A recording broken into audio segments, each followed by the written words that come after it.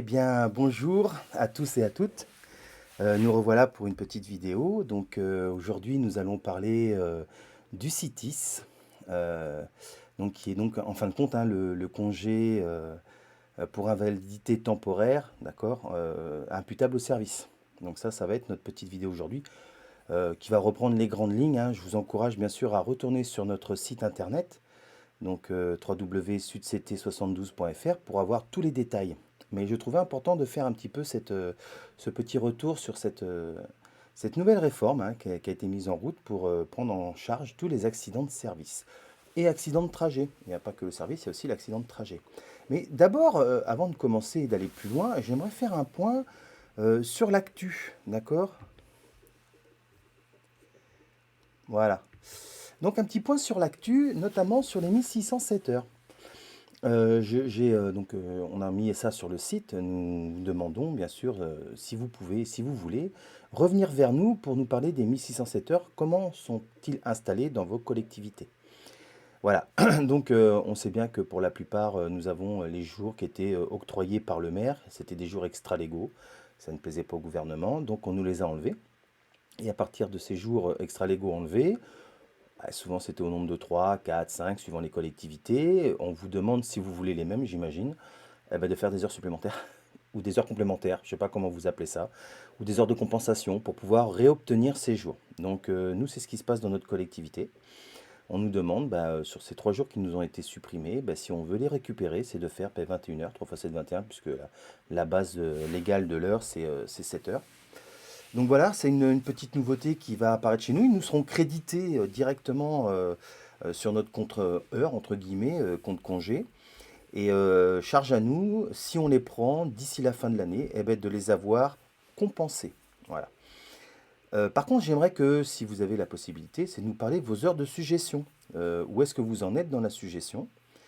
Car nous, ça nous intéresse de savoir quelles sont comment ça s'appelle, les pratiques que vous avez mis en place ou qui ont été mis en place dans votre collectivité pour récupérer d'autres jours de congé pour pouvoir avoir toujours ces 1607 heures. Mais comme je vous avais dit lors de la vidéo, et je vous invite à aller regarder dans la description le lien de l'ancienne vidéo sur les 1607 heures. 1607 heures, c'est un panier dans lequel on peut mettre plein de choses. Et le maire peut être décisionnaire de certaines choses. Voilà, donc ces fameuses heures de suggestion qui sont légiférées. Donc je compte sur vous. Revenez nous voir. Donc on repasse au CITIS, si vous voulez bien. Donc ce fameux congé pour invalidité temporaire imputable au service, c'est pas facile, d'accord? C'est pas facile. Donc on estime que lorsque vous êtes victime d'un accident de service ou de trajet, je précise, hein, dans les cas, normalement, il n'est pas, je dis bien, la loi dit que normalement, vous n'êtes pas obligé d'en faire la démonstration comme quoi c'est bien imputable au service. Donc en théorie, c'est pris en compte à partir du moment où vous faites bien votre déclaration.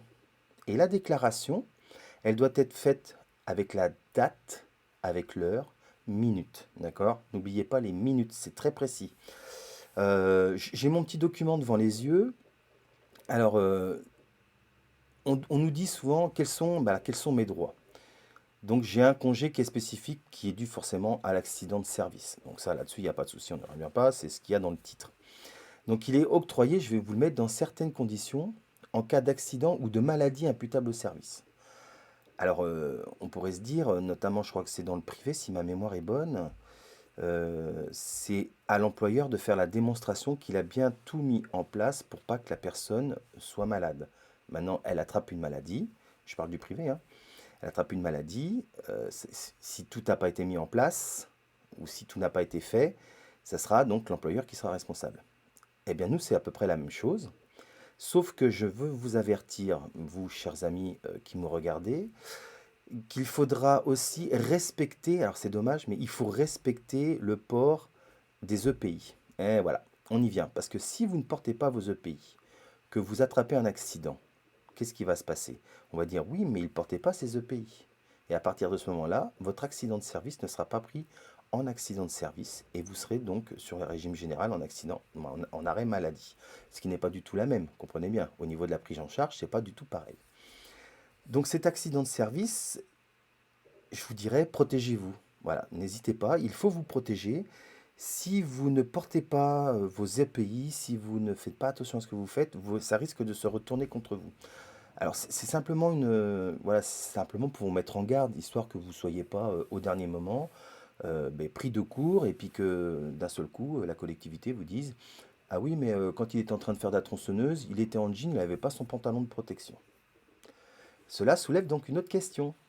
C'est si j'ai mes EPI, si j'ai pas, pardon, excusez-moi, si j'ai pas mes EPI, est-ce que je dois aller travailler? Eh ben moi je vous répondrai, ben non. Hein, vous allez donc voir, si vous êtes dans une petite mairie, vous allez voir votre secrétaire, vous dites voilà, les pantalons, admettons, je prends un truc au hasard, les pantalons ne sont pas revenus du nettoyage. Peu importe, il y a eu un problème dans la livraison, vous n'avez pas vos fringues propres. Elles sont toutes parties vendredi, elles devaient être là lundi pour que vous puissiez vous changer et donc vous mettre à travailler. Vous n'avez pas vos fringues propres, bah, vous n'allez pas travailler, hein. Ne prenez pas la tronçonneuse pour aller découper du bois alors que vous n'avez pas votre pantalon. D'accord? Parce que ensuite, vous allez être forcément une fois que vous aurez votre accident de travail, vous faites vos démarches, vous n'oubliez pas donc de bien avertir. Alors, le signalement doit se faire tout de suite, hein. Ça peut être fait par mail, si votre collectivité a mis ça en place. Donc, par mail, vous envoyez votre mail toujours daté, avec l'heure et tout ça, et signé donc à votre responsable. Une fois que vous avez fait votre déclaration, le chef de service va faire un rapport, voilà. Il a 15 jours pour le faire, hein, faut pas qu'il déborde de trop, hein, 15 jours pour le faire. Et vous, si vous êtes vraiment, admettons, blessé et en arrêt, vous allez sûrement aller voir un médecin. Donc le médecin du travail, il va bien falloir qu'il vous fasse pas le médecin du travail, excusez-moi, votre médecin traitant, qu'il vous fasse bien votre certificat. D'accord, certificat d'arrêt, comme quoi vous avez bien eu un accident, vous avez telle pathologie, bam, bam, bam. Et donc là, ça rentre dans la déclaration. Pareil que vous devez faire dans un délai de 48 heures. Ça ne change pas, hein, on a toujours 48 heures pour pouvoir donner ça en certificat médical. Et donc la déclaration d'accident avec toutes les pièces justificatives dans un délai de 15 jours. Voilà. Donc tout ça, ça s'en va à votre correspondant RH, à votre DG. Et c'est le DG qui va ben, donc vous mettre en accident de service, mais il va aller quand même rechercher si le service est concerné par justement cet accident. Voilà. Donc vous avez tous les détails dans la vidéo parce que le temps passe, le temps passe. N'hésitez pas si ça vous arrive, n'hésitez pas à nous contacter tout de suite. D'accord? Vous avez toutes nos coordonnées qui se trouvent sur le site www.sudct.72.fr. Donc n'hésitez pas à nous contacter tout de suite et on vous donnera la procédure à faire, d'accord? Je vous rappelle que les délais sont courts. Dès que ça vous arrive, il faut l'envoyer, hein. C'est 48 heures. Ça fait pas beaucoup, 48 heures. Donc nous, il y a toujours une permanence, hein, que ce soit pour le département, que ce soit pour la ville du Mans. On a toujours une permanence. Et dans les autres collectivités, n'hésitez pas à nous. On peut toujours vous aider, hein, d'accord? Sud, c'est national. Je dis ça comme ça. Voilà. Donc, le CITIS, c'est quand même un gros morceau. C'est quand même assez compliqué.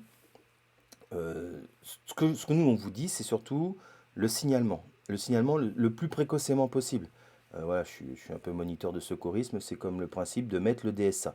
Le DSA, dès qu'on l'a, il faut le mettre. Et bien là, c'est la même chose. Dès que vous avez votre accident, ne perdez pas de temps. Même si c'est pas vous qui faites la déclaration, si c'est une autre personne, parce que vous êtes alité, vous ne pouvez pas le faire, il faut qu'une personne fasse tout de suite la déclaration le plus rapidement possible. Un témoin, quelqu'un de votre famille, votre collègue de travail, d'accord?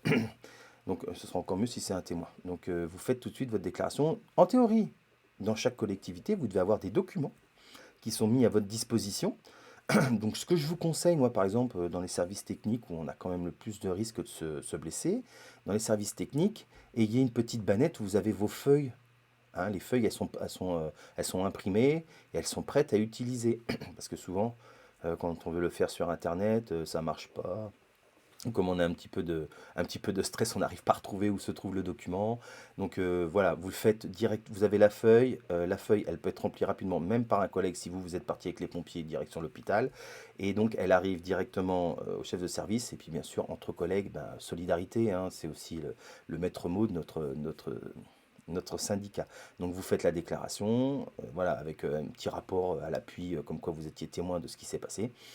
Et donc ça devrait être pris en compte assez rapidement. Après, pour les maladies professionnelles, c'est toujours un peu plus compliqué parce qu'en cas de maladie professionnelle, le délai de déclaration est de 2 ans. Vous contractez une maladie suite à l'utilisation d'un produit, ou voilà, et ça déclenche quelque chose chez vous qui est caractérisé par une maladie professionnelle. Je vous rappelle qu'il y a un tableau, hein. Le tableau, vous pouvez le trouver sur comment ça s'appelle, sur le site de l'assurance maladie. Donc dans ce tableau, avec bien sûr les analyses des médecins, voilà, vous avez 2 ans pour le déclarer. Donc ne lâchez rien. Si vous voyez que en effet vous êtes bien pris, vous avez bien les critères du tableau et que vous n'êtes pas pris en accident, en arrêt en cas maladie professionnelle par votre employeur, venez nous voir. Toujours la même chose. Nous on regardera, on va réfléchir et on vous aidera pour faire votre démarche. Si nécessaire, on ira plus loin. D'accord? Voilà ce que je voulais vous dire sur le CITIS.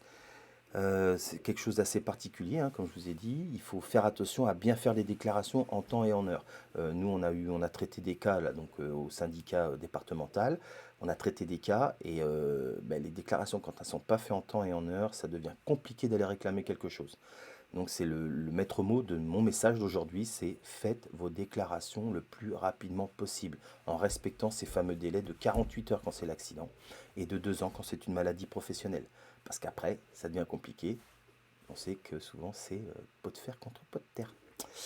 Voilà, bon ben je vais vous quitter, c'est la fin de la vidéo. J'espère vous revoir, que celle-ci vous aura un petit peu servi, hein. N'hésitez pas à venir sur notre site, sur notre page Facebook.